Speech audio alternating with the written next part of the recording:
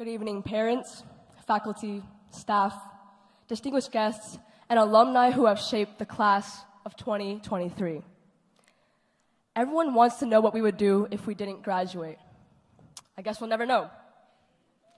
I want to start this off with an apology to someone very special sitting in the crowd tonight. Mr. Z, I'm glad you could make it. Mr. Z was my first teacher here, and on the first day of school, the age-old icebreaker of sharing a fun fact about yourself came up. Everyone had something cool to say, but I had absolutely nothing for myself, so I blurted out, I have 10 purebred huskies. I don't know why I didn't come up with a more believable lie, like 10 huskies. That's a whole lineage. Many times throughout my life, I've wanted to be someone I'm not, and I've missed that mark in 1,000 different ways. But the point is this: it is our failure to become our ideal self that ultimately defines us and makes us unique. It's not easy, but if you can accept your misfortune and handle it right, your failure can be a catalyst for profound reinvention.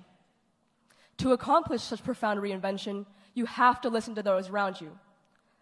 Live in the moment. Make big choices early and often. Here are some reflections throughout my journey at ASD that have helped invent me. Number 1, dream big. I really think it's sometimes easier to accomplish super ambitious dreams than realistic ones. I know that sounds foolish, but since no one else is crazy enough to do it, you have little competition. There are so few people this crazy that I feel like I know them all by first name. Hi, Dana. Since I've known Dana, her dream job has changed every quarter of every year. She's probably filled 10 notebooks worth of IB Econ notes, but it's okay because I think she's settled for becoming the first female president of the United States. But this is exactly what I admire about Dana and those who constantly push themselves to achieve their full potential. If we'd all stuck with our first dream, the world would be overrun with superheroes and princesses. So to those who tell you to stop dreaming and face reality, I say, keep dreaming and make reality. Graduates, we need you to work in government, hospitals, businesses, and schools. Your best years are ahead of you. And you know what the best thing is? They can be whatever you want them to be. As much as you've changed from 9th grade to now, posting your slide up for a TBH, to your now more tasteful Instagram posts, more change is always coming. What defines you now will be mere hues of a more vibrant you over the next 5, 10, 15 years. And I can't think of anything more liberating than knowing that life will look completely different than you think it will. The thing with dreaming big is that you also run the risk of failing big. But so what? Number 2, fail and make mistakes. I'm sorry to call them out like this, but I think we're all familiar with ASTIC's triple threat student council endeavors. For those unfamiliar, ASTIC ran for the same club position 3 years in a row until he ultimately won.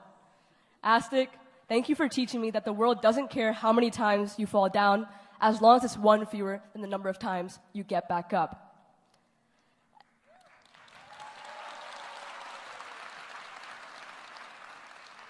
Everyone here has already experienced some disappointment.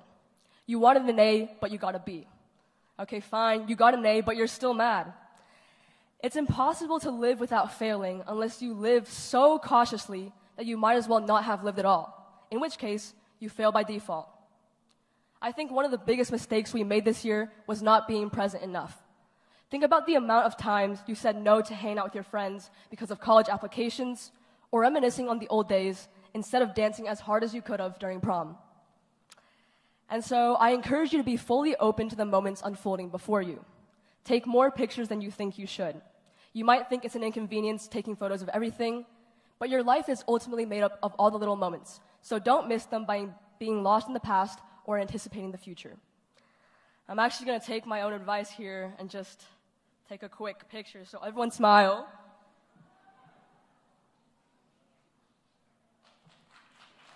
You guys look great. With every experience, look for the lessons because the lessons are always there. But never categorize laziness into a learnable mistake. Number 3, work hard.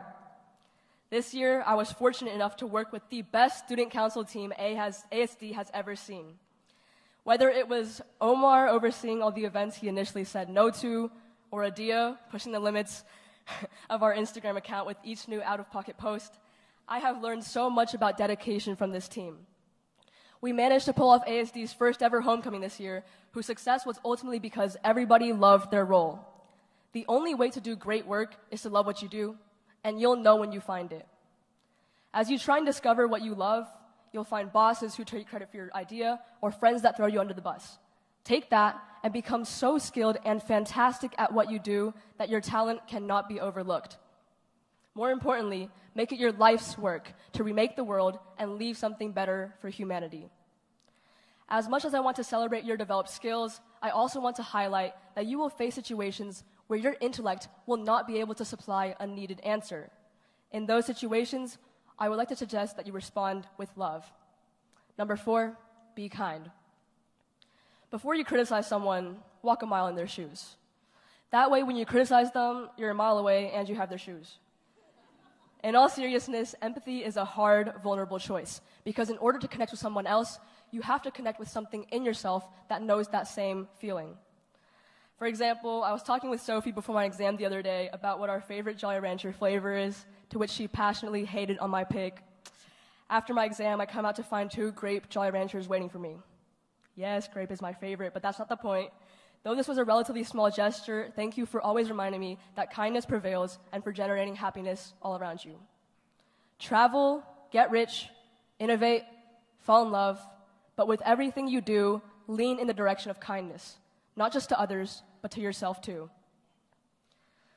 I still haven't mentioned the most important people in my journey. To my parents, Dad, thank you for showing me truly selfless, forgiving, and unconditional love.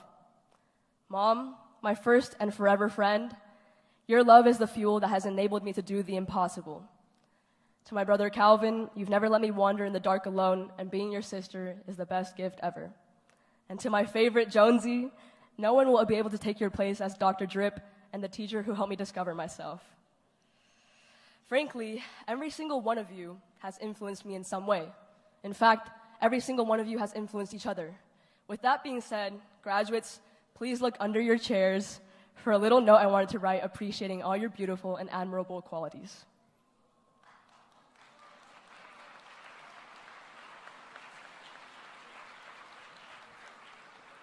Class of 2023 and teachers of ASD, if you could look into my heart, you would quickly see the special place you all hold there and how much you mean to me. It saddens me tremendously that we have to move on from this chapter and start the rest of our lives, but that sadness doesn't come close to how happy and proud I am of your endless dedication. From the library where we first read Harry Potter, the middle school social where we first slow danced with somebody, to this moment where 12 years of school ends on a random Friday in May. Thank you for the tears, laughter, and relationships that are so hard to say goodbye to. Please remember that there is no place like home, and that you always have a safe place to run to, a home. In me, the person next to you, parents, teachers, and everyone who has shaped your years at ASD. Stay gold, class of 2023, and for the last time,